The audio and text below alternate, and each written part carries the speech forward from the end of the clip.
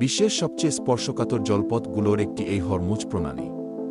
প্রাচীন যুগে পারস্য সাম্রাজ্য, আরব ও ভারতীয় উপমহাদেশের মধ্যে ব্যবসা-বাণিজ্যের অন্যতম মাধ্যম ছিল এই প্রণালী। ১৬শ শতকের দিকে পর্তুগিজরা হরমুজ প্রণালী দখল করে এবং এটিকে বাণিজ্য কেন্দ্র হিসেবে গড়ে তোলে।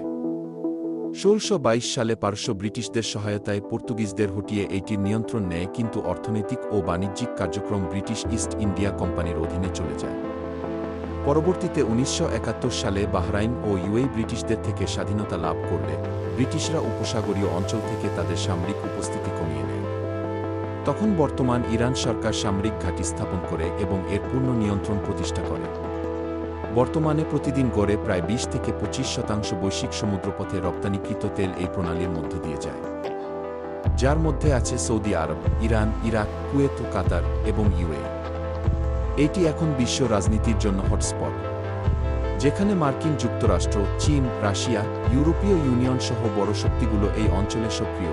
এইদিকে আমেরিকা বাহরাইনে তাদের ফিফথ ফ্লিট মোতায়েন করে রেখেছে, যারা হরমুজ প্রণালীর উপর নজরদারি করে। এখন ইরান যদি এই প্রণালী বন্ধ করে দেয়, তাহলে তা বৈশ্বিক অর্থনীতি টালমাটাল করে দিতে পারে।